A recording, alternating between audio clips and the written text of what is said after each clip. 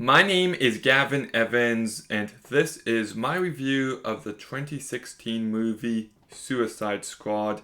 And this review will have spoilers, so there's your warning. But many people call this one of the worst comic book movies of all time. Many people despise it, and I don't think it's that bad. Now, it's certainly not a good movie, but I do think there's a lot better elements to it than people are willing to admit. I'm very mixed on it overall. The directing, I'm mixed on. The cast, I'm mixed on. The story, I'm mixed on. There is some great moments, but there's also some truly atrocious aspects. So let's get into it first with the directing. And I should say that David Ayer has been very public that the movie we got isn't his vision. He made this movie and the studio scrapped lots of his footage. They went through reshoots. There was some studio that edits movie trailers that came in and edited some of this movie. It just sounds like a colossal disaster behind the scenes. But for what we get here, I actually do like what David Ayer is going for on a directing level. I actually think this movie is very well shot, and I do like the tone he's going for. There is one moment that I love where June is turning into the Enchantress, and there's a hand that comes up and flips, and then she transforms. It's a very cool scene. Maybe definitely the best shot of this movie. And yes, this movie won an Oscar for hair and makeup, and everybody makes fun of it, but I don't think it's undeserved. It's not the greatest makeup I've seen, but it is pretty good. I don't like the design of Killer Croc, but for what we got, they did a good job. But the visual effects for this movie are truly atrocious. So bad. Enchantress is always surrounded by just endless CGI. I don't know if her costume is actually real or not, but it looks CGI. And then her brother looks atrocious. When Diablo becomes big at the end, he looks awful. It's just some truly horrendous CGI. And then we've got the soundtrack, and we got the original soundtrack with songs made for this movie, and then we got the soundtrack where it uses songs from that already existed. So I love some of the songs we got with this movie. Heathens by 21 Pilots is legitimately an amazing song. I love the band, and I just love the vibe this song has. I think it sounds really great, and I wish they actually utilized it within the movie.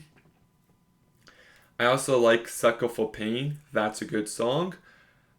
But then all the other songs they use, like Sympathy for the Devil, or You Don't Own Me, or Bohemian Rhapsody, or A Spirit in the Sky, it just seems like the studio watched Guardians of the Galaxy and they're like, oh, we have to do that with our movie filled with lovable misfits. And yeah, let's do that. Sure, let's do that. Quick, quick, put as many songs in. It just sounds like you're at a bar and there's just a jukebox going from one song to the next. There is no sense of rhythm or flow to it.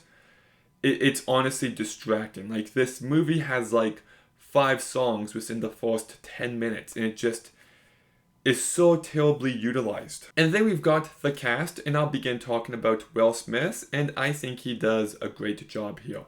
He has lots of personality and charisma, and he just carries this movie incredibly well. I do think his character is a badass, and I love that scene early on where he kills a guy by bouncing the bullet off of something. That's great, so great job by him. Margot Robbie, I think she's well casted as Harley Quinn. Just as someone who grew up with Batman the Animated Series, as someone who loves the character of Harley Quinn, I just think they get her completely wrong. I would love it if they actually showed the tortured side of this character and just actually did justice to her origin story. And for what the movie's going for and how they're portraying her, I think Margot Robbie does a good job, but it does feel like wasted potential.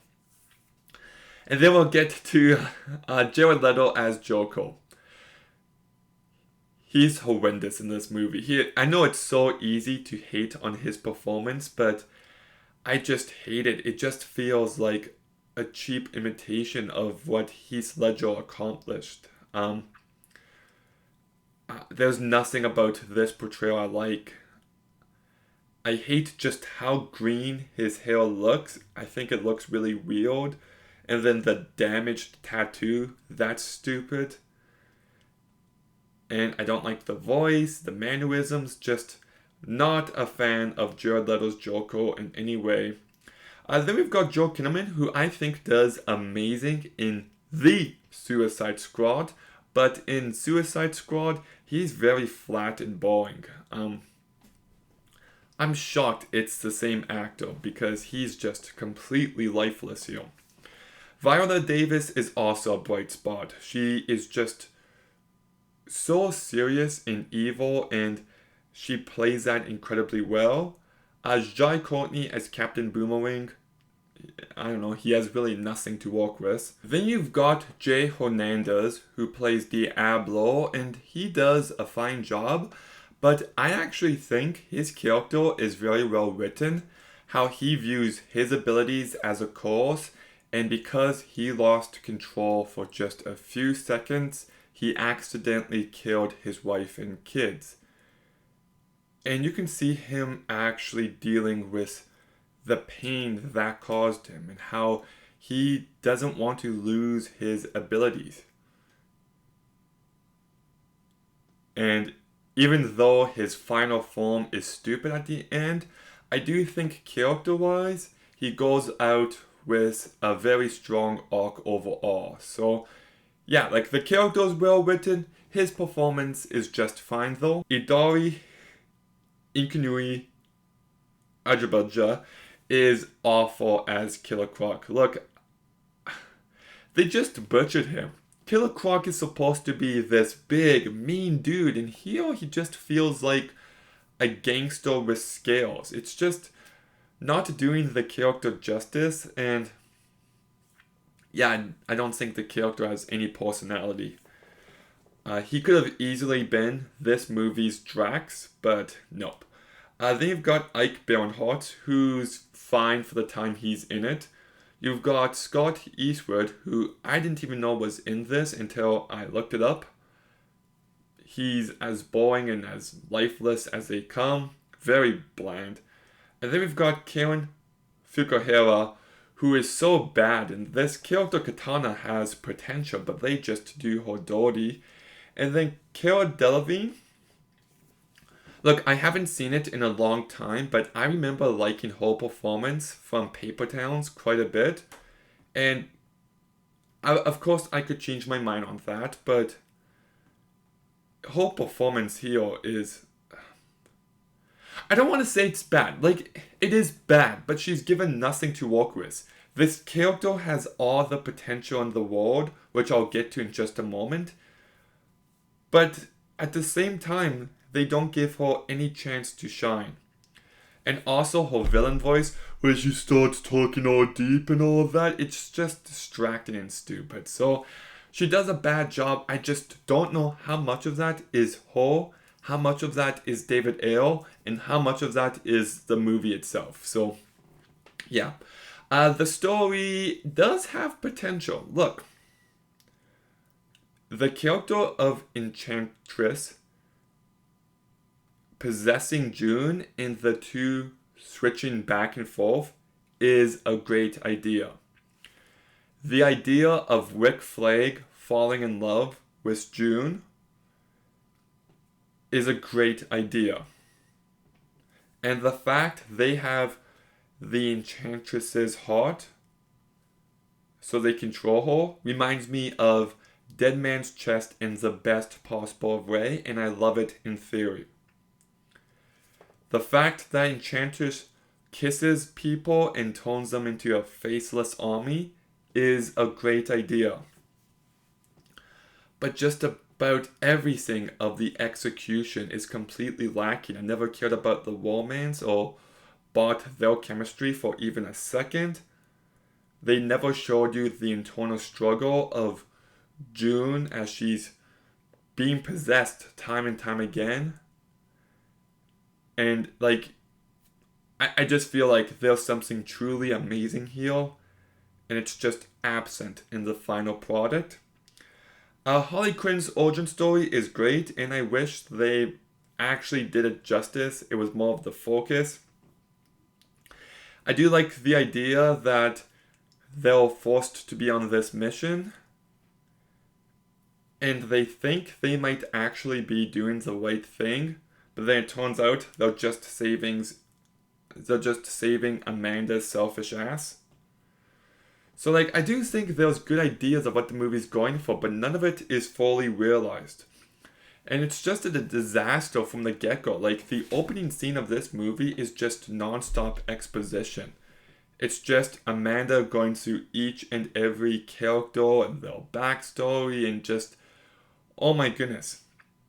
And then like the movie begins with an introduction to Deadshot and Harley Quinn, but then we get introduced to them again. So it's like, you should have cut out the first introductions. I think the villains are terribly written. Like, what are their motivations to be worshipped? Like, come on. Do something better than that.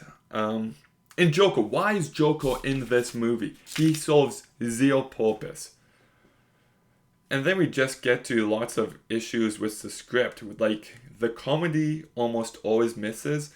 There's a line where Killer Croc says, "unbeautiful," and it is cringeworthy. The dialogue of Katana's sword traps the souls of its victim. I would recommend not getting killed by her. She has my back. That's terrible. Or what are we? Some sort of Suicide Squad? That's terrible. Yeah, just the dialogue itself is terrible. And when we get introduced to Slipknot just before the mission, it is so obvious he's going to be the first one to die. So yeah, like, I don't think this movie is as bad as people say. I do think it has potential. And I do think some cast members, especially Will Smith, Viola Davis, and Margot Robbie, do stand out. And I do think the movie is well shot, and there are some aspects of the directing I really like, but there is so much that holds this movie back. From the dialogue, to the lack of depth, to some of the flat performances, to the beating you over the head with the soundtrack, to the visual effects. I'm very mixed on this movie, but I'm definitely leaning more negative, so I'll give Suicide Squad a 4 out of 10. I've got a feeling people are going to be really pissed off that I gave this movie the same rating as Man of Steel, because many people have Man of Steel as a 10 out of 10 masterpiece, and this movie as a 0 out of 10 dumpster fire, but I think they're on the same level. But what are your thoughts on Suicide Squad? Let me know in the comments down below. Make sure you like, comment, subscribe, stay tuned for more videos soon, and Gavin, out.